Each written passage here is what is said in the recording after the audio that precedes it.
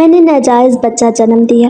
مجھے خود نہیں معلوم تھا کہ یہ بچہ کس کا تھا، اور میرے گھر والوں نے مجھے اسی شرمندگی کے ساتھ گھر سے نکال دیا۔ میں بچے کو لے کے پناہ ہاؤس میں رہنے لگی، جہاں بے سہارا عورتیں اور ان کے بچے پناہ لیتے تھے۔ ایک دن ایک باوقار اور امیر شخص وہاں امداد دینے آیا۔ میرا دل زور سے دھڑکا، کیونکہ میرا بچہ بالکل اس جیسا لگتا تھا۔ جب اس نے مجھے دیکھا تو وہ قریب آیا کہ تم تو وہی لڑکی ہو جو میری مجرم ہو۔ یہ سنتے ہی میری روح کانپ گئی۔ وہ مجھے زبردستی ایک طرف لے گیا۔ میں رونے لگی جب اس نے مجھے خود نہیں پتا تھا کہ میرے ساتھ ایسا کب اور کیسے ہوا۔ میں تو صرف ایک سیدھی سادی لڑکی تھی، نہ کوئی بھی کسی لڑکے سے بات کی، نہ دوستی کی، نہ کسی کو آنکھ اٹھا کے دیکھا۔ میری دنیا میری ماں، چھوٹا سا گھر، اسکول کی یادیں، اور بس کبھی کبھی شام کو چھت پہ بیٹھ کے آسمان کو دیکھا کرتی، سوچا کرتی کہ میری زندگی بھی ایک دن بدلے گی، مگر یہ نہیں سوچا تھا کہ ایسا صدمہ میری سانسوں پہ قبضہ کر لے گا۔ سب کچھ تب ہوا جب میرے جسم میں عجیب سی تبدیلیاں آنے لگی۔ پیٹ کچھ دنوں سے پھولا پھولا محسوس ہوتا۔ مجھے لگا شاید گیس یا کوئی سوجن ہے۔ میں نے ماں سے کہا۔ انہوں نے پہلے تو نظر انداز کیا، پھر خود بھی پریشان ہونے لگی۔ ایک دن صبح میں چکر کھا کے گر پڑی۔ ماں مجھے فوراً قریبی کلینک لے گئی۔ وہاں ایک لیڈی ڈاکٹر تھی، بڑے سرد لہجے والی۔ اس نے معائنہ کیا، پھر میری ماں کی طرف دیکھ کے بولی، مبارک ہو، آپ کی بیٹی حاملہ ہے، 3 ماہ کا حمل ہے۔ میری ماں جیسے پتھر کی ہو گئی۔ میں ہکا بکا رہ گئی۔ کیا؟ میں نے ہکلاتے ہوئے پوچھا، لیکن میں نے تو کچھ بھی نہیں کیا۔ ڈاکٹر نے میری طرف دیکھا جیسے میں جھوٹ بول رہی ہوں۔ ماں نے وہیں میرے گال پہ ایک تھپڑ مارا۔ بکواس بند کر، شرم نہیں آئی؟ میری آنکھوں میں آنسو تھے، دل کانپ رہا تھا۔ ماں، خدا کی قسم مجھے کچھ نہیں پتا۔ لیکن میری ماں کو کچھ سنائی نہ دیا۔ کلینک سے گھر واپس آتے ہی اس نے میرے کپڑے پھاڑے، مارا پیٹا۔ میری ہر چیخ پہ اس کی مایوسی اور بڑھ گئی۔ بتا، کس کا بچہ ہے؟ کس کے ساتھ منہ کالا کیا؟ میں بس روتی رہی۔ مجھے کچھ یاد نہیں، میں سچ کہہ رہی ہوں۔ میرا باپ ان دنوں دبئی میں تھا۔ ہر 2 ماہ بعد فون آتا۔ ماں ہنسی خوشی بات کر لیا کرتی، لیکن اب اس کی آنکھوں میں خوف تھا۔ اسے ڈر تھا کہ اگر ابا کو پتہ چل گیا تو سب کچھ ختم ہو جائے گا۔ مجھے ایک چھوٹے سے کمرے میں بند کر دیا گیا۔ کھڑکی تک پہ اخبار چپکا دیا، جیسے میں کوئی مجرم ہوں، جیسے میرے وجود کا گناہ پھیل نہ جائے۔ پہلی رات کمرے میں میں بس چپ چاپ بیٹھی رہی۔ میں خود کو چھو کے دیکھتی، پیٹ پہ ہاتھ پھیرتی اور آنکھیں بند کر کے سوچتی، شاید کوئی خواب ہے، برا خواب، لیکن خواب تو جاگنے پہ ختم ہوتا ہے۔ یہ تو ہر صبح نئے تانے، نئی مار کے ساتھ دوبارہ زندہ ہو جاتا۔ ماں ہر روز آتی، کھانا پھینکتی اور کہتی، بولتی کیوں نہیں؟ کیا زبان کاٹی ہوئی ہے؟ میں بس اتنا کہتی، ماں مجھے کچھ بھی یاد نہیں ہے۔ ایک دن ماں میرے پاس آ کے بیٹھ گئی۔ اس نے میرے سر پہ ہاتھ رکھا، آواز میں تھوڑا نرم لہجہ تھا۔ دیکھ بیٹا، اگر کوئی زبردستی بھی کر گیا ہے تو بتا دے، ہم تیری عزت بچا لیں گے۔ میں نے اس کی آنکھوں میں دیکھا اور دھیرے سے کہا، ماں مجھے نہیں پتا۔ وہ پھر غصے میں آ گئی۔ نہ جانے کس کمینے سے تعلقات رکھے ہوئے ہیں، اب سچ بولنے کی بھی ہمت نہیں۔ میں تب بھی خاموش رہی، کیونکہ میرے پاس سچ کے سوا کچھ تھا ہی نہیں، اور سچ یہی تھا کہ مجھے کچھ بھی یاد نہیں تھا۔ دن گزرتے گئے، کمرے کی دیواریں مجھے گھورنے لگیں۔ کھڑکی کے باہر آسمان بدلتا، پر میری قسمت کا رنگ ایک جیسا ہی رہتا۔ ماں اب مجھ سے آنکھ تک نہیں ملاتی تھی۔ کبھی دروازے کے باہر کھڑی ہو کے روتی، کبھی کہتی، کاش تو پیدا ہوتے ہی مر جاتی۔ میں سوچتی، کیا واقعی میری کوئی غلطی ہے؟ کیا کوئی میرے ساتھ کچھ کر کے چلا گیا؟ اور اگر ایسا ہوا تو مجھے یاد کیوں نہیں؟ ایسا بھی کیا بے ہوشی یا کوئی سازش ہے یہ؟ میرے خواب مر چکے تھے۔ میں صرف اس لمحے کو جیتی تھی جب دروازہ کھلتا اور ماں کی نظر مجھ پہ پڑتی۔ میں اس نظر میں سوال ڈھونڈتی، امید ڈھونڈتی، لیکن وہ ہر بار مجھے ایک اور زخم دے کے چلی جاتی۔ میں جانتی تھی کچھ تو تھا جو میں نہیں جانتی تھی، کوئی راز، کوئی اندھی رات، کوئی یاداشت کی چھپی پرچھائی جس نے میرے وجود کو داغدار کر دیا۔ اور اب میری زندگی ایک قید بن چکی تھی، جہاں میرا اپنا سچ بھی میری ماں کو جھوٹ لگتا تھا۔ میں چیخ چیخ کے کہتی رہی کہ میں کچھ نہیں جانتی، مگر کسی نے میری بات نہ سنی۔ اس کمرے کی دیواریں اب میرے بدن کا حصہ بن چکی تھیں۔ مجھے اندازہ بھی نہیں ہوا کہ باہر کی دنیا میں کتنے دن گزر چکے تھے۔ بس صبح کھڑکی کے پیچھے روشنی بدلتی تھی، شام کو ہلکا اندھیرا چھا جاتا اور پھر خاموشی۔ میری ماں نے میرا سارا باہر نکلنا بند کر دیا تھا۔ محلے کی کسی عورت کی آواز سنائی دیتی تو میری سانسیں تھم جاتی۔ کبھی کبھار باہر سے آواز آتی، آج کل تمہاری بیٹی نظر نہیں آتی، کہاں ہے؟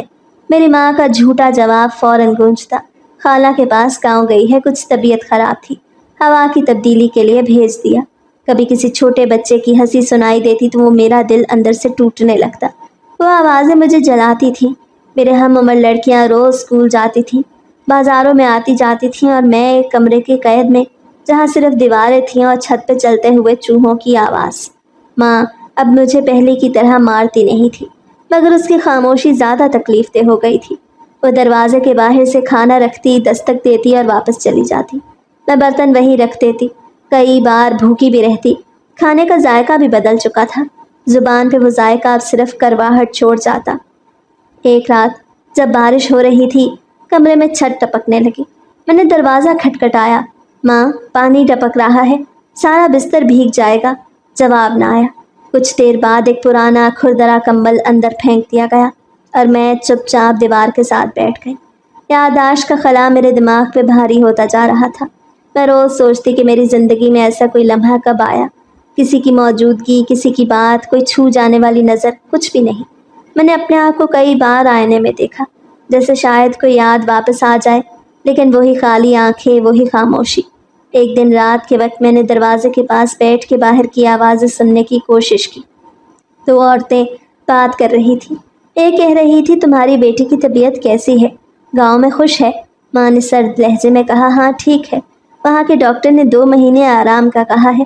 مجھے حیرت ہوئی، میری غیر موجودگی کا جھوٹ اس قدر مہارت سے بولا جا رہا تھا جیسے میں واقعی وہاں تھی۔ میں نے خود کو آئینے میں دیکھا، بال بکھرے ہوئے، آنکھوں میں نیند کے بجائے الجھن، اور جسم کمزور ہوتا جا رہا تھا۔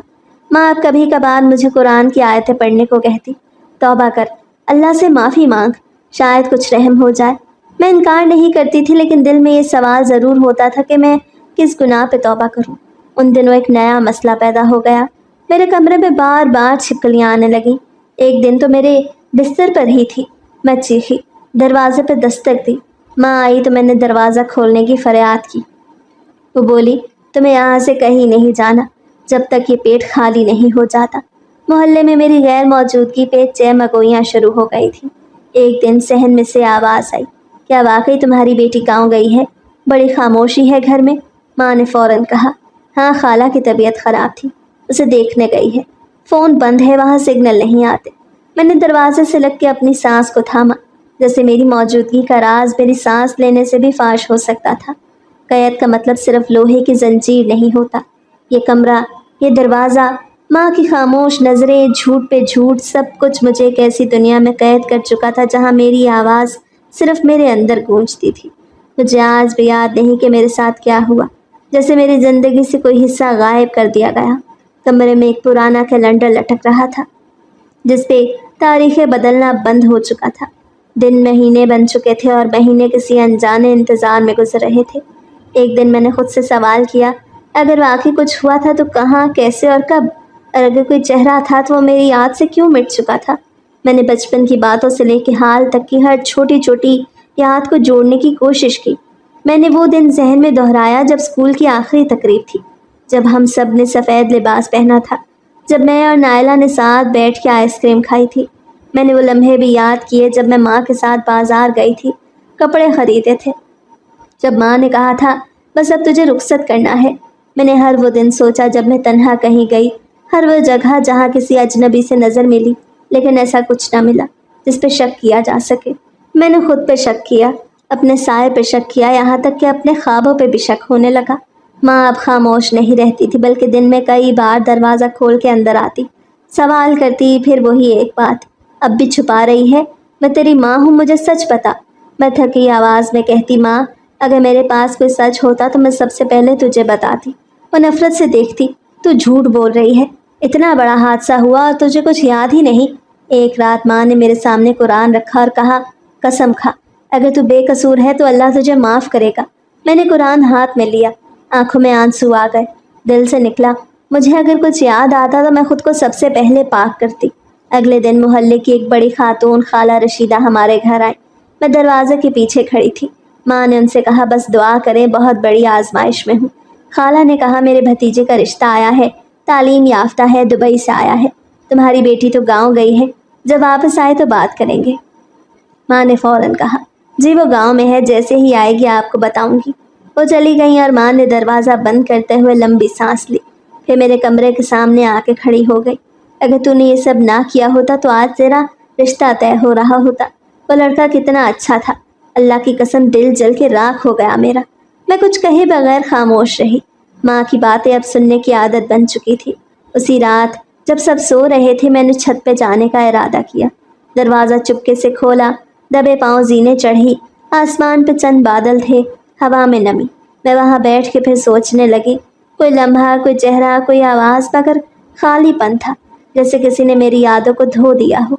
मैंने खुद से कहा, हो सकता है कहीं रास्ते में कुछ हुआ हो, या शायद किसी दिन कोई दवाई, कोई इंजेक्शन। नहीं, मैं तो कभी हॉस्पिटल भी नहीं गई। फिर एक धुंधला सा मंजर मेरे जहन में उभरा, जैसे मैं बस में बैठी हूँ, माँ मेरे साथ है, अचानक जोर का झटका लगता है, फिर अंधेरा। लेकिन ये याद कितनी सच्ची है ये मैं खुद नहीं जानती। अगली सुबह माँ मेरे लिए कुछ पुराने कपड़े ले आई। उन कपड़ों को रख ले, शायद किसी दिन बाहर जाने की नौबत आए। मैंने चौंक के पूछा, क्या कहीं जाना है? कहने लगी, रिश्ते वाले फिर पूछ रहे थे। कह दिया है अभी ना आना, बच्ची गांव से आई नहीं, लेकिन कब तक छुपाऊंगी, कुछ तो सोचना पड़ेगा। मैंने पूछा, क्या उन्हें सच नहीं बताया? वो हंसी करवाहट से। सच? ये दुनिया सच पे नहीं, पर्दे पे यकीन रखती है। सच बोलूंगी तो ना तुझे कबूल करेंगे ना मुझे। सुबह का वक्त था। मैं छत के कमरे में बैठी थी जहां मुझे अब अक्सर रखा जाने लगा। नीचे से किसी के कदमों की आहट आई, फिर दरवाज़ा जोर से खुला। माँ हाँफती हुई ऊपर आई और बोली, तुम्हारे अब्बू आ गए हैं, वक्त से 2 महीने पहले। खामोशी से बैठ जा, बिल्कुल शोर नहीं। मैं साकत रह गई। आवाज़ नीचे आ रही थी। बस अचानक छुट्टी मिल गई तो सोचा सरप्राइज दे दूँ। ये मेरे अब्बा की आवाज़ थी जो मुझे 6 माह से नहीं सुनाई दी थी। मैंने दरवाजे की झरी से झांक के देखा। अब्बा सोफे पे बैठे थे, थके हुए लेकिन मुस्कुराते हुए। माँ की आवाज़ सुनाई दी, आप आते तो बता देते, कुछ तैयारी कर लेती। अब्बा ने कह कहा लगाया, अरे तैयारी की क्या ज़रूरत है, घर अपना है, बस तुम सबको देखने की चाह थी। हमारी बेटी कहाँ है? माँ के लहजे में झिझक आ गई। वो तो खाला के गांव गई है। माँ की तबीयत खराब थी, 2 महीने हो गए वो वहीं रुक गई है। फ़ोन भी मुश्किल से मिलता है वहाँ। मैंने दरवाजे से पीछे हट के अपने पेट पे हाथ रखा। 7वां महीना चल रहा था और छुपा भी नहीं जा रहा था। माँ ने अब छत के कमरे को मेरा वाहिद पनाह बना दिया। वो दिन में 2 बार खाना लेके आती और बार बार कहती, जब तक तेरा वक्त नहीं आ जाता बस यहाँ चुपचाप बैठी रहे। चंद दिन बाद अब्बा ने अचानक कहा, मैं खाला के घर कॉल करने लगा हूँ, लड़की से बात करनी है। माँ घबरा गई। ओह, वो तो आज बाजार गई है, मोबाइल साथ नहीं ले गई। अब्बा ने अबरू उचकाए। अच्छा, हर बार कुछ ना कुछ नया बहाना। मैं खुद चल के देख आता हूँ, कल ही गाड़ी लेके गांव जाऊंगा। माँ अब दिन रात इस प्लान में लगी थी कि कब, कैसे और कहाँ ये सब छुपाया जाए। छोटे मोटे हॉस्पिटल्स की फहरिस्त, पुरानी दाया औरतों के नंबर, सब कुछ कागज़ पे लिखा जा चुका था। वो रात आम रातों जैसी नहीं थी। मैं छत के कमरे में लेटी थी जब मेरे पेट में बहुत तेज़ दर्द शुरू हो गई। पहले पहल तो मैंने सोचा शायद मामूल की तकलीफ़ है, लेकिन फिर वो दर्द लम्हा ब लम्हा बढ़ने लगी। मैंने करवट बदली, सांसें तेज़ हो गईं और ज़ुबान पे बेइख्तियार कराह निकलने लगी। कमरे में अंधेरा था। मैंने दरवाजे पर दस्तक दी, आवाज़ निकाली, माँ, माँ मुझे दर्द हो रहा है। नीचे खामोशी थी। फिर चंद लम्हों बाद सीढ़ियों पे कदमों की चाप सुनाई दी। माँ आई, दरवाज़ा खोला, मुझे देख के घबरा गई। अभी वक्त नहीं आया, अभी 1 महीना है। मैंने तकलीफ़ में कराहते हुए कहा, माँ शायद कुछ गलत हो रहा है, मैं बर्दाश्त नहीं कर पा रही। उसने इर्द गिर्द देखा, जल्दी से पानी का गिलास थमाया। चुप हो जा, कोई सुन लेगा तो सब बर्बाद हो जाएगा। लेकिन दर्द अब मेरे काबू से बाहर था। मैं जोर जोर से चीखने लगी। जिस्म पसीने से शराबूर था। दरवाज़ा खुला छोड़ना भी मुमकिन न रहा। माँ कभी पानी पिलाती, कभी कहती बस थोड़ा सब्र कर, सुबह होने दे, फिर देखते हैं। नीचे से आवाज़ें आना शुरू हो गईं। किसी ने पुकारा, क्या हुआ है, कौन चीख रहा है ऊपर? माँ ने खिड़की से झांक के कहा, बिल्ली छत पे घुस आई थी, भगा दी है। लेकिन मेरी चीखें दबने वाली नहीं थी। मैं दर्द में तड़प रही थी और हर लम्हा जैसे कोई शोला मेरे जिस्म में दौड़ रहा था। कुछ ही देर में दरवाजे पे जोर जोर से दस्तक होने लगी। एक आवाज़ आई, क्या छुपाया जा रहा है? हमें पता है ऊपर कोई है। माँ के हाथों के तोते उड़ गए। दरवाज़ा खोला। मोहल्ले की 2-3 औरतें अंदर घुस आईं। एक ने सीढ़ी चढ़ते हुए ऊपर आके दरवाज़ा खोला। मुझे ज़मीन पे लेटा देख के वो चिल्ला उठी, अरे ये तो हामला है। नीचे शोर मच गया। محلے کے کچھ مرد بھی اندر آ گئے۔ ابا جو کچھ دیر سے کمرے میں آرام کر رہا تھا، شور سن کے باہر آیا۔ اسے کچھ سمجھ نہ آیا۔ وہ اوپر آیا، مجھے دیکھ کے اس کی آنکھیں پھیل گئیں۔ یہ کیا ہو رہا ہے؟ یہ ہماری بیٹی ہے۔ ماں نے کچھ کہنا چاہا مگر الفاظ نہ نکلے۔ ابا نے ایک بار مجھے دیکھا، میرے پھولے پیٹ کو، میرے پسینے سے تر چہرے کو، اور پیچھے ہٹ گیا۔ یہ جھوٹ ہے، یہ سب جھوٹ ہے۔ اس کی آواز میں لرزش تھی۔ محلے والوں کی نظریں مجھ پہ تھیں اور سب جیسے ایک ساتھ بول اٹھے، تم نے یہ کیا چھپایا؟ پوری برادری کو رسوا کر دیا۔ ماں نے کہا، ہم نے اسے چھپایا تھا تاکہ معاملہ ختم ہو جائے۔ ہم عزت بچانا چاہتے تھے۔ ابا نے زور سے کہا، عزت؟ یہی عزت تھی جو میرے گھر میں چھپا کے رکھی تھی۔ میں کچھ نہ کہہ سکی۔ میری آواز تکلیف میں گم ہو چکی تھی۔ زچگی کے درد کے ساتھ اندر کا سچ بھی باہر آ گیا۔ کسی نے کہا، اسے ہاسپٹل لے جاؤ ورنہ جان خطرے میں پڑ جائے گی۔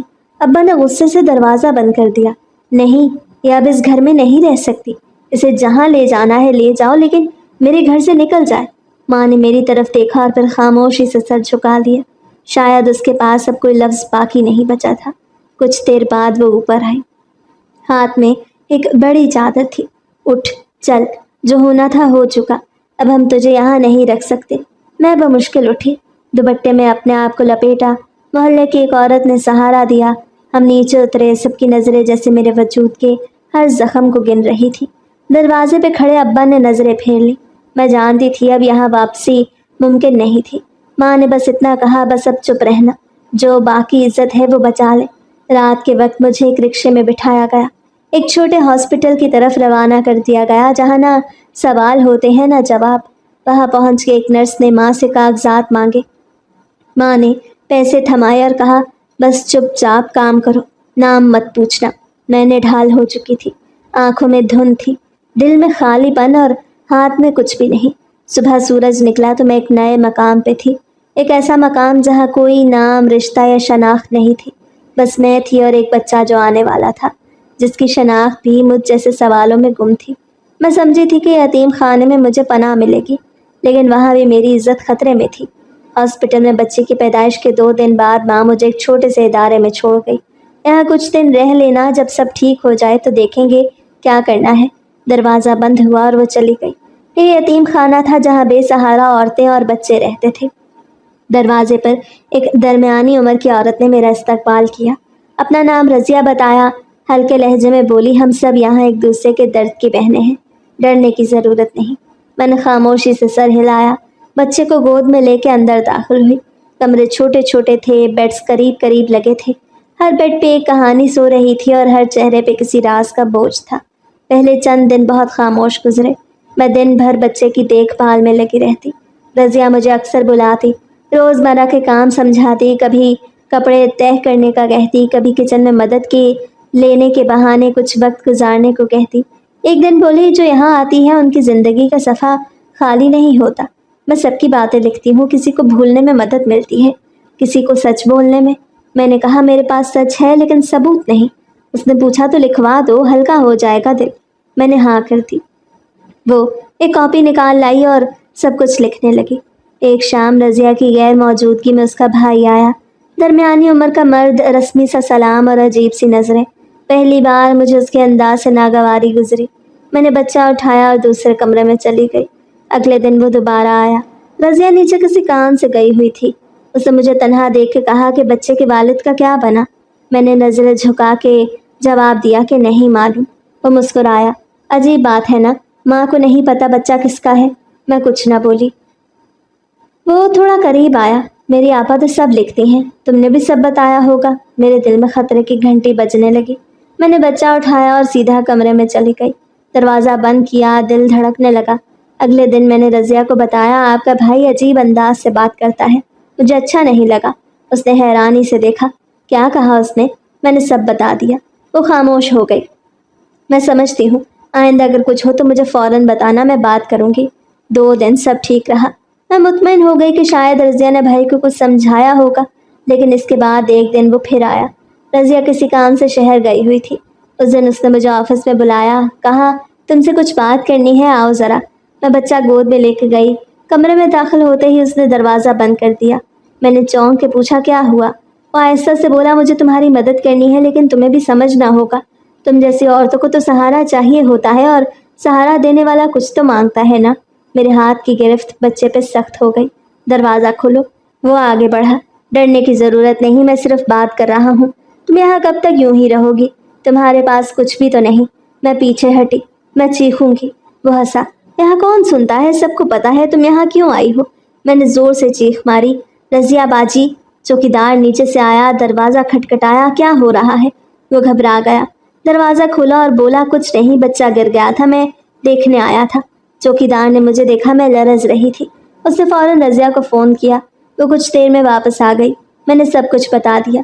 رضیہ نے اس کے سامنے آ کے کہا کہ میں نے تمہیں منع کیا تھا یہاں آنے سے. اب تم دوبارہ آئے تو پولیس کو اطلاع دے دوں گی. یہ یتیم خانہ ہے, تمہاری گندی سوچ کے لیے جگہ نہیں. اس کا بھائی کچھ نہ بولا, صرف چپ چاپ نکل گیا. رضیہ نے مجھے سینے سے لگا کے کہا, تم محفوظ ہو, اب دوبارہ یہاں نہیں آئے گا وہ. میں نے سوچا شاید پناہ مل گئی, لیکن اب یہ بھی جان چکی تھی کہ کہیں بھی رہو, عورت کی حفاظت کے لیے صرف دروازے کافی نہیں ہوتے. نگاہیں روکنی پڑتی ہیں, آواز بلند کرنی پڑتی ہے, اور اب میں سیکھ چکی تھی کہ خاموشی سب سے خطرناک ہوتی ہے. وہ رات میری زندگی کی سب سے ڈراؤنی رات تھی. رضیہ باجی نے کہا کہ اس کا بھائی دوبارہ یتیم خانے میں قدم نہیں رکھے گا, اور کئی دن تک واقعی وہ نظر نہیں آیا. میں نے سکون کا سانس لیا. ہر دن ایک معمول پہ گزرنے لگا. میں صبح بچے کو نہلاتی, تھوڑا کام کاج کرتی, اور شام کو رضیہ کے ساتھ کچھ وقت گزارتی. ایک رات تقریباً 10:30 بجے کا وقت تھا, جب میں اپنے کمرے میں بچے کو سلانے کی کوشش کر رہی تھی. اچانک دروازے پہ دستک ہوئی. باہر سے آواز آئی, رضیہ باجی نے بلایا ہے, نیچے آفس میں, کچھ کاغذی کارروائی کرنی ہے تم سے. میں نے چونک کے پوچھا, اتنی رات گئے؟ جواب آیا, بس تھوڑا کام ہے, وہ کہہ رہی ہیں ضروری ہے, جلدی آ جاؤ. میں نے بچہ بستر پہ لٹایا, دوپٹہ لیا اور دروازہ کھولا. باہر وہی مرد کھڑا تھا, رضیہ کا بھائی. میں نے پیچھے ہٹتے کہا, تم یہاں کیسے آئے؟ اس نے مسکراتے کہا, ابا کی طبیعت خراب تھی اس لیے آیا, اور تم سے کام بھی ہے. آ جاؤ نیچے, وقت ضائع نہ کرو. میرے قدم رک گئے. میں نے کہا, مجھے خود رضیہ باجی سے بات کرنی ہے. وہ جھٹ سے بولا, فون کیا تھا, بات ہوئی ہے, وہ نیچے آفس میں ہے, میں صرف لے جانے آیا ہوں. اب کی بار اس کی آواز میں سختی تھی. میں ہچکچاتے ہوئے دروازہ بند کرنے لگی تو اس نے ہاتھ سے روک لیا. اتنی بدتمیزی, میں تمہارا دشمن نہیں ہوں. پھر اس نے میرا ہاتھ پکڑا اور مجھے زبردستی سیڑھیوں کی طرف گھسیٹنے لگا. خاموشی سے چل, ورنہ سب کو جگا دوں گا, سب کو بتا دوں گا کہ تو کیا کرتی تھی پہلے. میں نے پوری طاقت سے بازو چھڑانے کی کوشش کی. چھوڑو مجھے, میں رضیہ باجی کو بلا رہی ہوں. اس نے دروازہ کھول کے مجھے اندر دھکیلا اور خود پیچھے سے آ کے دروازہ بند کر دیا. کمرے میں روشنی مدھم تھی, فائلیں بکھری ہوئی تھیں. وہ میری طرف بڑھا, بس تھوڑی سی بات ہے اور کوئی کچھ نہیں کرے گا. تم جیسی لڑکیوں کے لیے یہ سب عام بات ہے. میں نے چیخنے کی کوشش کی, لیکن اس نے منہ پہ ہاتھ رکھ دیا. میرے دل کی دھڑکنیں تیز ہو گئیں. میرے دماغ میں ایک ہی بات گونج رہی تھی, یہ بار نہیں, آخری موقع ہے, اب چپ نہیں رہنا. میں نے پوری طاقت سے اس کے پاؤں پہ زور سے پیر مارا. وہ پیچھے ہٹا. میں نے موقع دیکھ کے چیخ ماری, مدد رضیہ باجی, چوکیدار. آفس کے دروازے پہ شور ہوا. چوکیدار کی آواز آئی, کیا ہو رہا ہے اندر؟ دروازہ کھولو. اندر سے وہ گھبرا گیا. میں نے دروازے کی طرف دوڑ لگا دی, کنڈی کھولی, اور دروازہ کھلتے ہی چوکیدار اور 2 اور عورتیں اندر داخل ہو گئیں. چوکیدار نے فوراً رضیہ کے بھائی کا گریبان پکڑ لیا. کیا سمجھا تھا تو نے؟ یہ جگہ تیرے گھر کی نہیں ہے. رضیہ بھی آ گئی. اس کا چہرہ سخت ہو گیا. اس نے بھائی کو گھورتے کہا, میں نے تمہیں منع کیا تھا, روکا تھا, اب تو حد پار کر چکا ہے تو. بھائی نے صفائی دینے کی کوشش کی. غلط فہمی ہو گئی, میں تو بس بات کرنے آیا تھا. رضیہ نے ہاتھ اٹھا کے روک دیا. چپ کر, تیری شکل اب یہاں دوبارہ نظر آئی تو سیدھا تھانے لے جاؤں گی. اسے چوکیدار کے ساتھ باہر نکال دیا گیا. رضیہ نے سب کے سامنے کہا, یہ ادارہ عورتوں کی پناہ گاہ ہے, نہ کہ کسی کی شکار کا. جو بھی یہاں رہتی ہے وہ عزت کے ساتھ جیتی ہے, اور میں اس کا تحفظ کروں گی. سب عورتیں خاموشی سے سن رہی تھیں, اور میں بس دیوار کے ساتھ لگ کے کھڑی تھی. میری سانس بحال ہو چکی تھی, جسم کانپ رہا تھا, لیکن دل میں ایک سکون تھا کہ میں آج چپ نہ رہی. پچھلے واقعے کے بعد رضیہ باجی نے حفاظتی اقدامات مزید سخت کر دیے. ادارے میں مردوں کا آنا مکمل بند, سوائے ان کے جو امدادی کاموں میں متعلق ہوں. انہی دنوں خبر ملی کہ شہر کے ایک بڑے بزنس مین کی فاؤنڈیشن کی طرف سے یہاں کچھ امداد آنے والی ہے. رضیہ باجی نے سب کو کہا, صفائی ستھرائی کا خاص خیال رکھنا. باہر سے مہمان آئیں گے, تم لوگوں کا اچھا تاثر جانا چاہیے. اس دن جب وہ امیر شخص آیا تو رضیہ باجی نے سب کو لائن میں کھڑا کر دیا. وہ درمیانی عمر کا مرد تھا, سادہ لیکن نفیس لباس پہنے ہوئے. اس کے ساتھ ایک نوجوان خاتون بھی تھی. شاید اس کی معاون۔ وہ آتے ہی سب سے ملنے لگا، کسی سے حال پوچھتا، کسی کے بچے کے لیے دعا دیتا۔ جب وہ میرے قریب آیا، میرا بچہ مکمل میرے پاس تھا اور کھیل رہا تھا۔ جیسے ہی اس کی نظر اس پہ پڑی وہ ٹھٹک گیا۔ ایک لمحے کو جیسے اس کی آنکھیں جم گئیں۔ اس نے گردن جھکا کے غور سے میرے بچے کو دیکھا، پھر ایک قدم اور قریب آ کے رک گیا۔ یہ بچہ تمہارا ہے؟ میں نے سر ہلایا۔ جی۔ وہ جھجک کے بچے کے چہرے کے سامنے آیا، جیسے کچھ پہچان رہا ہو۔ کیا نام ہے اس کا؟ میں نے کہا فرحان۔ اس نے آہستہ سے دہرایا، فرحان۔ پھر اچانک وہ سیدھا ہوا، میری طرف دیکھا، آنکھوں میں جیسے حیرت، شناسائی اور الجھن ایک ساتھ تھی۔ تم ہی ہو؟ میں نے چونک کے کہا۔ کیا مطلب؟ اس نے رضیہ باجی سے اجازت مانگی، مجھے اس لڑکی سے اکیلے میں کچھ بات کرنی ہے، صرف 2 منٹ۔ رضیہ باجی نے میری طرف دیکھا۔ اگر تمہیں ٹھیک لگے۔ میں نے ہچکچاتے ہوئے ہاں کر دی۔ ہم آفس کے کمرے میں چلے گئے۔ اس نے دروازہ بند کیا اور میری طرف آ کے بولا، تم مجھے نہیں پہچانتی لیکن میں تمہیں جانتا ہوں، یا کم از کم اب پہچان رہا ہوں۔ میں نے کہا، آپ کی بات میری سمجھ میں نہیں آ رہی۔ وہ میز کے پاس جا کے کھڑا ہوا، گہری سانس لی۔ یہ بچہ، اس کی آنکھیں، اس کا ماتھا، سب کچھ میری ہی طرح ہے۔ میں نے الجھ کے کہا، یہ بچہ ناجائز ہے، مجھے خود نہیں معلوم یہ کس کا ہے۔ وہ سن کے خاموش ہو گیا، پھر ایک لمحے بعد بولا، تو تمہیں واقعی کچھ یاد نہیں؟ میں نے کہا، نہیں، کچھ بھی نہیں۔ میں نے کبھی کسی مرد سے رشتہ نہیں رکھا، نہ دوستی کی، نہ رابطہ، مگر یہ بچہ کیسے ہوا اور میری دنیا بدل گئی نہیں معلوم۔ وہ تھوڑی دیر چپ رہا، پھر میری آنکھوں میں دیکھ کے بولا، میں تمہیں مجرم مانتا ہوں، کیونکہ تم غائب ہو گئی تھی جب مجھے تمہاری سب سے زیادہ ضرورت تھی۔ میں پیچھے ہٹ گئی۔ میں کیسے؟ اس نے کہا، میں سب بتاتا ہوں، لیکن پہلے ایک بات، تمہاری یادداشت واقعی چلی گئی ہے؟ کوئی واقعہ، کوئی رات، کوئی حادثہ، کچھ بھی یاد نہیں؟ میں نے سر جھکا لیا۔ بس ایک دھندلا سا خواب، ایک بس کا حادثہ، اور پھر میں ہاسپٹل میں تھی، باقی کچھ بھی یاد نہیں۔ وہ زور سے کرسی پہ بیٹھ گیا۔ تو پھر جو میں سوچ رہا ہوں شاید وہی سچ ہے۔ میں تمہیں ڈھونڈتا رہا لیکن تم ملتی ہی نہیں تھی۔ میں نے نرمی سے پوچھا، آخر بات کیا ہے؟ آپ کون ہیں؟ آفس کے کمرے میں خاموشی چھا گئی۔ کامران سامنے بیٹھا تھا اور میں کرسی کے کنارے سمٹی، جیسے الفاظ کی چوٹیں جسم پہ لگ رہی ہوں۔ اس نے میز پہ انگلیوں سے تھپ تھپاتے ہوئے بات شروع کی۔ میرا نام کامران ہے، میری شادی کو 7 سال ہو چکے تھے۔ میری بیوی بہت ماڈرن تھی، اسے بچے سے نفرت سی تھی، کہتی تھی میرا جسم خراب ہو جائے گا، میری آزادی ختم ہو جائے گی۔ میں نے خاموشی سے سنا۔ وہ ایک لمحے کے لیے رکا، پھر بولا، میں نے بہت سمجھایا، علاج کروایا، لیکن وہ تیار نہیں ہوئی۔ پھر میں نے خود ہی ایک فیصلہ کیا، غلط یا صحیح۔ اس وقت مجھے لگا کہ مجھے وارث چاہیے کسی بھی قیمت پر۔ میں نے آہستہ سے پوچھا، پھر؟ وہ بولا، ایک دوست کے ذریعے میری ملاقات ایک لیڈی ڈاکٹر سے ہوئی، پرائیویٹ کلینک چلاتی تھی۔ میں نے اپنا مسئلہ بتایا، وہ فوراً مان گئی۔ کہنے لگی کہ ایسی عورتیں مل جاتی ہیں جنہیں ہوش میں ہی نہیں ہوتا اور وہ استعمال ہو جاتی ہیں، بس پیسہ چاہیے ہوتا ہے۔ میرے ہاتھ کانپنے لگے۔ یعنی آپ لوگوں نے کسی بے خبر عورت کو چنا؟ وہ آنکھیں بند کر کے بولا، ڈاکٹر نے کہا کہ تم ایک حادثے کا شکار ہو کے ہاسپٹل لائی گئی اور شاید لمبے وقت تک کوما میں رہو گی۔ وہ وقت اس نے استعمال کیا۔ کہنے لگی، یہ بہترین موقع ہے۔ میں نے حیرانی سے پوچھا، تو تم نے ہاں کر دی؟ اس نے میری طرف دیکھے بغیر کہا، میں بے چین تھا، پاگل ہو چکا تھا۔ میں نے کہا، ٹھیک ہے، اگر بچی ہوش میں نہ آئی تو وہ سب کچھ ممکن ہوگا۔ میرے دل میں جیسے کچھ ٹوٹنے لگا۔ تمہیں پتہ بھی ہے یہ کیا تھا؟ ایک جیتے جاگتے انسان کے ساتھ ایسا کرنا، وہ بھی اس کی لا علمی میں۔ کامران نے سر جھکا لیا۔ مجھے بعد میں احساس ہوا، لیکن تب صرف بچہ چاہیے تھا۔ میں نے بے یقینی سے پوچھا، اور جب مجھے ہوش آیا؟ وہ بولا، ڈاکٹر نے کہا کہ تم ہاسپٹل سے جا چکی ہو، اسے لگا کہ تمہیں ابھی کئی دن تک ہوش نہیں آئے گا، لیکن تم جلدی ہوش میں آ گئی۔ جب میں دوبارہ آیا تو تم غائب تھی۔ کمرے میں کچھ دیر کے لیے خاموشی طاری ہو گئی۔ پھر میں نے کہا، تو میرا بچہ؟ وہ بولا، میں یہ دعویٰ نہیں کر سکتا کہ وہ میرا ہے، لیکن جب میں نے اس کی شکل دیکھی تو جیسے آئینہ تھا۔ میں نے نظریں چرا لی۔ مجھے جو کچھ بتایا گیا وہ صرف طعنے تھے، الزامات تھے۔ میں نے اپنی ماں کی مار کھائی، باپ کے دھکے سہے، معاشرے کی ذلت برداشت کی، اور تمہارے لیے یہ صرف ایک سودا تھا۔ کامران نے آہستہ سے کہا، مجھے تم سے معافی مانگنی ہے، لیکن میں جانتا ہوں یہ کافی نہیں۔ میں نے کرسی سے اٹھتے ہوئے کہا، سچ یہ ہے کہ تم نے جو کچھ کیا اس نے میری پوری زندگی بدل دی۔ مجھے سب کچھ کھو دینا پڑا، خود کو بھی۔ وہ بھی اٹھا۔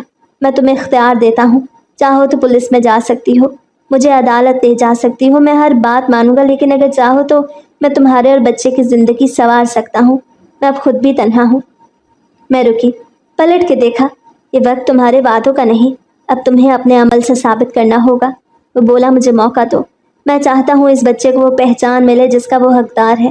میں نے کچھ نہ کہا، میرے دل میں طوفان تھا، لیکن ایک بات طے ہو چکی تھی، اب سچ چھپانے کا وقت نہیں رہا تھا۔ کامران کی باتوں کے بعد میں چپ چاپ اپنے کمرے میں واپس آ گئی۔ ایک منظر واضح ہونے لگا۔ میں بس میں بیٹھی تھی، سیٹ کی کھڑکی کے پاس، ساتھ میری ماں بیٹھی تھی۔ ہمیں گاؤں جانا تھا۔ راستے میں بارش ہونے لگی، سڑک پھسلن والی تھی۔ اچانک ایک زوردار جھٹکا لگا، چیخیں بلند ہوئیں، بس ایک طرف لڑکھڑا گئی۔ میں نے ماں کی طرف دیکھا، اس نے مجھے اپنی طرف کھینچا، لیکن میری آنکھیں بند ہو گئیں۔ اگلا منظر سفید روشنیوں سے بھرپور تھا۔ ہاسپٹل کا کمرہ، ارد گرد ہلچل، آوازیں، لیکن سب دھند میں لپٹی ہوئی۔ ایک خاتون کہہ رہی تھی شاید کوما میں چلی گئی ہے۔ دوسری آواز آئی ابھی کچھ کہنا مشکل ہے، جسم رد عمل نہیں دے رہا۔ میرے ہاتھوں میں ڈرپ لگی ہوئی تھی، آنکھیں کھلی ہوئی تھی مگر کچھ نظر نہیں آ رہا تھا۔ میں سن تو سکتی تھی لیکن ہل نہیں پا رہی تھی، جیسے جسم کسی اور کا ہو گیا ہو۔ کوئی عورت میرے قریب آ کے کچھ انجیکشن لگا رہی تھی۔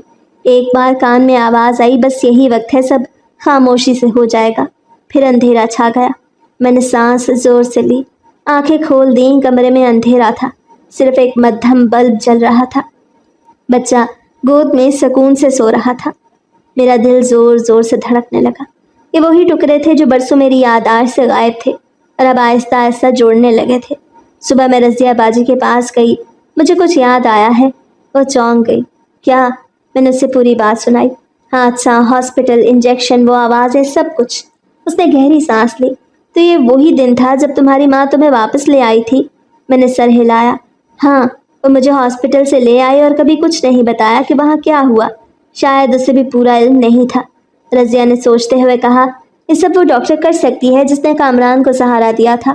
اسے تمہیں ایک اعلیٰ کار سمجھا۔ میں خاموش رہی، ایک انجانا دکھ اندر اتر رہا تھا۔ پھر میں نے دھیرے سے کہا، لیکن اب مجھے سب جوڑنے کی ضرورت ہے۔ اسی دن میں نے فیصلہ کیا کہ ایک بار اس ہاسپٹل کو ضرور دیکھوں گی جہاں مجھے رکھا گیا۔ رضیہ باجی نے کہا، تم اکیلی نہ جاؤ، میں ساتھ چلوں گی۔ اگلے دن ہم دونوں اسی پرانے ہاسپٹل گئے۔ پرانی فائلوں کی تلاش میں 2 گھنٹے لگے۔ آخر کار ایک رجسٹر ملا جس میں میری ماں کا نام درج تھا، میرے ساتھ ایک اور عورت کے دستخط بھی، وہی ڈاکٹر۔ میں نے نرس سے پوچھا، یہ ڈاکٹر کہاں ہے؟ اس نے کہا، اب یہاں کام نہیں کرتی، کلینک کھول لیا ہے شہر کے کسی دوسرے کونے میں۔ میں نے پتہ لکھوا لیا۔ ہم اسی دن شام کو اس کلینک پہنچے۔ اندر داخل ہوئے تو ریسیپشن پہ وہی چہرہ تھا جو کبھی دھند میں نظر آیا تھا۔ ڈاکٹر مجھ پہ نظر پڑتے ہی ساکت ہو گئی۔ میں نے کہا، پہچانا؟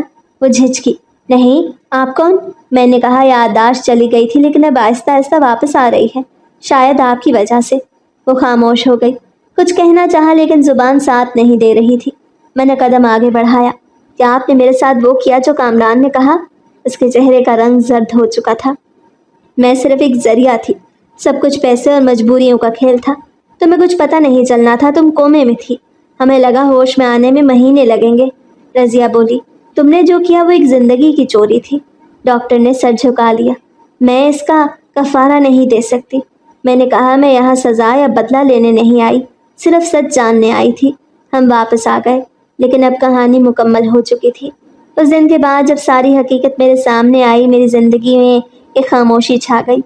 وہ خاموشی جس کے پیچھے بہت سے سوالات تھے، بہت سے خدشات اور ایک اندیکھے فیصلے کا بوجھ۔ کامران نے مجھ سے رابطہ رکھا، روز کوئی نہ کوئی پیغام، کبھی بچے کے لیے تحفہ، کبھی صرف ایک سادہ سا جملہ، میں معافی چاہتا ہوں اور اپنی ذمہ داری نبھانا چاہتا ہوں۔ ایک شام رضیہ باجی نے مجھے آفس میں بلایا۔ کامران آیا تھا، تم سے ملنا چاہتا ہے۔ میں نے وقت نہیں دیا، چاہو تو تم فیصلہ کرو۔ میں نے کچھ سوچ کے کہا، بلائیں، میں ملوں گی۔ وہ آیا اور اس بار اس کا لہجہ بالکل مختلف تھا، خاموش، نرمی لیے ہوئے اور شاید کچھ سچائی کے قریب۔ اسے بیٹھتے ہی کہا، میری بیوی مجھ سے الگ ہو چکی ہے، اس نے طلاق لے لی ہے، تو کبھی بچہ نہیں چاہتی تھی، اور جب اسے پتہ چلا کہ میں نے اپنی مرضی سے یہ سب کیا، وہ چلی گئی۔ میں نے نظریں نہیں ملائیں، بس پوچھا، اور اب؟ اس نے کاغذ میز پہ رکھا، یہ میرا نیا گھر ہے، یہاں میں تم دونوں کے ساتھ زندگی شروع کرنا چاہتا ہوں۔ میرے دل میں ایک ارتعاش اٹھا۔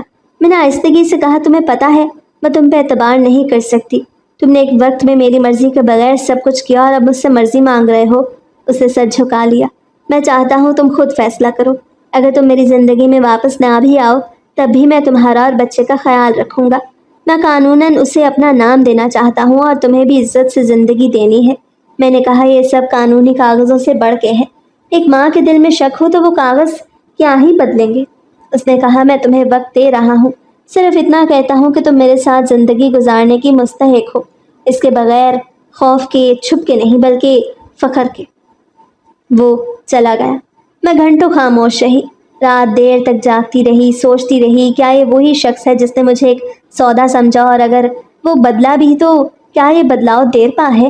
میں نے پھر شام کو کامران کو بلایا، وہ آیا، وہی عاجزی، وہی نگاہ نیچی کیے۔ میں نے کہا ایک شرط ہے، میں تم سے شادی تبھی کروں گی جب تم میرے بیٹے کو قانونی طور پہ اپنا نام دو گے اور اپنے کیے کا اعتراف پولیس اسٹیشن میں بھی کرو گے، تاکہ مجھے پتا ہو کہ تم واقعی بدل چکے ہو، صرف مجھے خوش کرنے کی کوشش نہیں کر رہے۔ وہ رکا، پھر آہستہ سے بولا میں کل ہی وکیل کے پاس جاتا ہوں اور جو تم کہو گی وہی ہوگا۔ میں نے اس کی آنکھوں میں پہلی بار ایک مرد کا عکس دیکھا جو شاید واقعی بدلنے آیا تھا۔ 2 دن بعد وہ میرے ساتھ پولیس اسٹیشن گیا، اسے تحریری بیان دیا کہ وہ اس بچے کا باپ ہے اور ماضی میں جو کچھ ہوا اس کی ذمہ داری لیتا ہے۔ وہ مجھے عزت دینا چاہتا ہے اور مکمل سرپرستی کے لیے تیار ہے۔ اسی دن شام کو یتیم خانے میں ایک سادہ سی تقریب ہوئی۔ میں نے سفید شلوار قمیض پہنی اور بچے کو گود میں اٹھائے ہال میں آئی۔ کامران نے نکاح کے وقت میرا ہاتھ تھاما اور سب کے سامنے اعلان کیا، یہ میری بیوی ہے اور یہ بچہ میرا بیٹا ہے۔ رضیہ باجی نے آ کے میرے ماتھے پہ ہاتھ رکھا، آج تم نے اپنی کہانی کو مکمل کیا۔ میں نے خاموشی سے بچے کی پیشانی چومی۔ ایک طویل سفر ختم ہو چکا تھا، اب ایک نئی شروعات میرے سامنے کھڑی تھی، صاف راستوں والی، سچ پہ مبنی، بغیر کسی خوف کے۔ میں آج بھی ایک ماں ہوں، ایک بیوی ہوں، لیکن سب سے بڑھ کے میں اب خود کو پہچانتی ہوں۔ شادی کے بعد ہم نے یتیم خانے سے رخصتی لی۔ کامران نے شہر کے خاموش علاقے میں ایک درمیانی سائز کا صاف ستھرا گھر خریدا۔ جب ہم وہاں پہنچے تو دروازے پر پھولوں کی لڑیاں لٹک رہی تھیں۔ کوئی پرجوش استقبالیہ نہیں تھا، لیکن وہ سکون ضرور تھا جس کی مجھے برسوں سے تلاش تھی۔ گھر میں داخل ہوتے ہی کامران نے کہا، یہ دروازہ اب صرف تمہارے لیے نہیں کھلے گا، بلکہ ان سب کے لیے جو اپنے حصے کا انصاف تلاش کر رہے ہیں۔ میں نے حیرت سے پوچھا کیا مطلب؟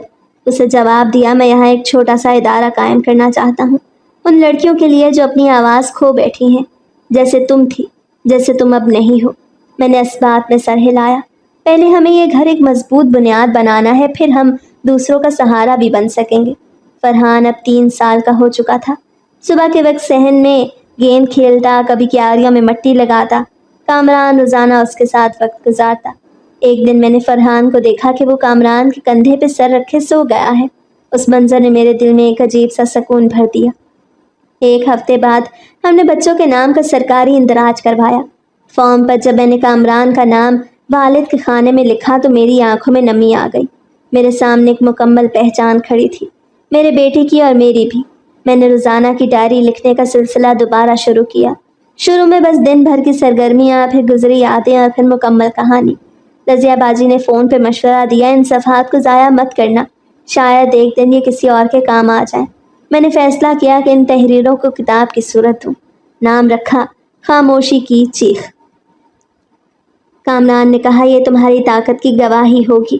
میں نے کہا یہ ان سب کی آواز ہوگی جنہیں کوئی سننے والا نہیں۔ میں نے لکھنا جاری رکھا، پرانی تصویریں، یتیم خانے کے دن، رضیہ باجی کے جملے، وہ آفس کا کمرہ جہاں میری چیخ سنی گئی، سب کچھ۔ ہر باب مکمل کرتے ہوئے میں خود کو ہلکا محسوس کرتی۔ ایک دن شہر کے ایک معروف پبلشر سے رابطہ کیا۔ انہوں نے تحریر دیکھی اور فوراً جواب دیا، یہ صرف کہانی نہیں، ایک ثبوت ہے، ہم اسے شائع کریں گے۔ کتاب کی اشاعت کے بعد مجھے کئی مقامات پہ مدعو کیا گیا، کبھی یونیورسٹی کی تقریر، کبھی ویمن پروٹیکشن فورم۔ میں سادہ لباس، دوپٹہ اوڑھے اپنے بچے کو ساتھ لیے وہاں جاتی اور سب سے پہلے یہی کہتی، میری پہچان صرف یہ نہیں کہ میں کسی کی بیوی یا ماں ہوں، میری پہچان یہ ہے کہ میں نے اپنی سوچ کو زندہ رکھا اور کبھی ہار نہیں مانی۔ ایک پروگرام میں ایک لڑکی میرے پاس آئی، آنکھوں میں آنسو تھے، بولی آپ کی کتاب نے مجھے وہ ہمت دی جس کی مجھے برسوں سے تلاش تھی، اب میں بھی اپنا سچ بولنے جا رہی ہوں۔ میں نے اس کا ہاتھ تھاما اور کہا بس اپنے آپ پہ یقین رکھنا، باقی سب آسان ہو جاتا ہے۔ زندگی اب ایک نئے دائرے میں داخل ہو چکی تھی۔ صبح بچے کے ساتھ کھیلنا، دوپہر میں کامران کے ساتھ نئے ادارے کی منصوبہ بندی، اور شام کو ڈائری کے اگلے صفحات۔ ایک دن کامران نے پوچھا، اگر تم ماضی میں جا سکتی تو کیا سب بدل دیتی؟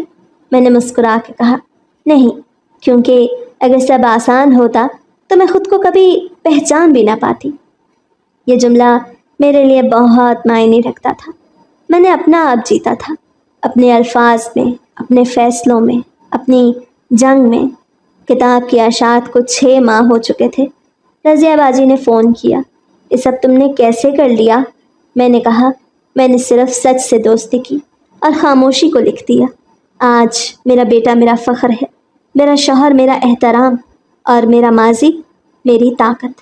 اب میں جانتی ہوں میں ایک ماں ہوں، ایک بیوی ہوں، اور سب سے بڑھ کے میں وہ عورت ہوں جو اپنی شناخت خود بناتی ہے۔